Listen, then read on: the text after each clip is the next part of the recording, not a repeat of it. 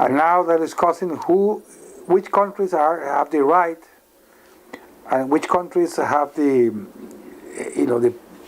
are allowed by other countries to have these weapons, which is a very stupid and, to me, insane discussion, because nobody has the right. No man can be the judge to kill not another man, but mass destruct humanity. They should get together and discuss how are we going to give nobody the right to have this. I couldn't sleep at night. I hear the airplanes. Beirut, like under the bombs, and people are in the pub.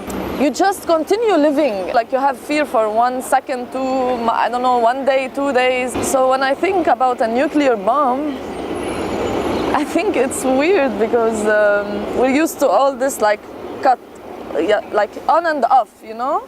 We're always waiting for something to happen. It's a beautiful city. We enjoy our time, we do everything. And when we tend to forget, a bomb, for example, and then people go back to the fear. Beirut is a special place, I guess, because we have this anxiety and this hunger, you know, for living, because you live like unconsciously as if it's the last day. You grab the moment. I'm a father, okay, which puts me in a superlative existential position as to what have I done and what am I doing by bringing a child into the world. I take that very seriously. You've got to make decisions that are based on a future that is worthy of possession and that does not belong on the scrap heap.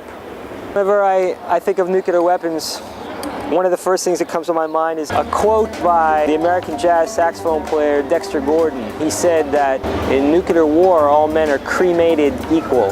Poetry is the creative force. We're all more into creation than cremating. The human race differentiated itself from the animals and other beings of the kingdom because the ability that humans have to create and to use tools.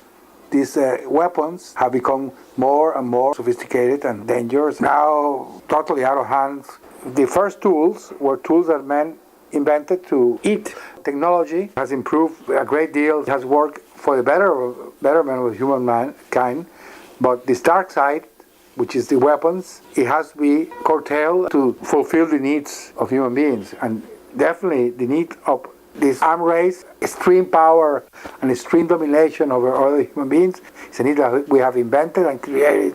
Vibration, rhythm, tone, melody, resonance, all these things that we deal with are towards a goal, and that goal is harmony. Nuclear weapons have nothing to do with harmony. Language has a very practical side. Poien, to make in Greek, is where poetry comes from. And so poetry is actually the making of new reality. It's its transformation.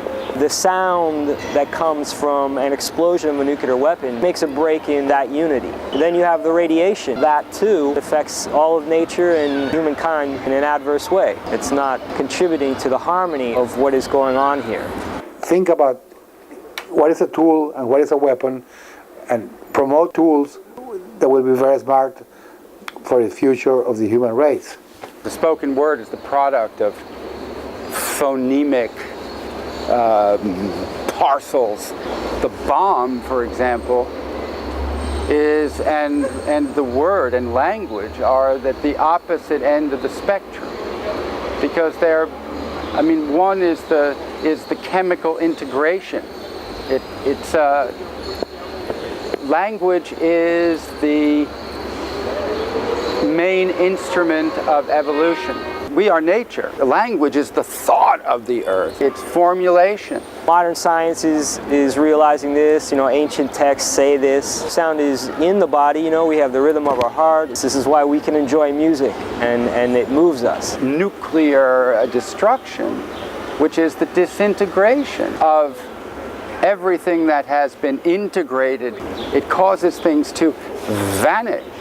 It's absurd. You think about something that's gonna end everything. You have the frequency of love and you have the frequency of fear. And a nuclear weapon really is based on the frequency of fear. What I hate is the anxiety You see more than the death, the fear, you know, that you fight every day.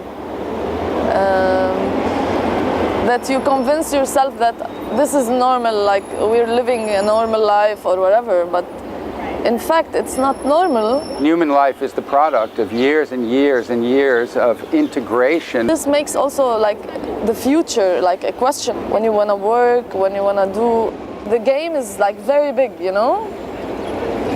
The game, yeah, like all this political game. If there's someone hearing me that is really like involved or in control of what's happening, although it's not someone, but I think it's like it's wrong to do this. You see, like, I mean, we're humans. Always a puzzle because, judging from my own self, human beings, you know, they all want to eat in peace, love in peace, dance in peace, laugh in peace, communicate in peace. I've been able to play with a lot of great musicians from all over the world. The thing that musicians try and do is weave all these different vibrations together to produce a unity. This is the way I think that anything can truly be created that's going to support life on the planet. They reestablish chaos because they take what has been perfected in some cases and they just obliterate it. They turn it back to the disordered, in which there is no life.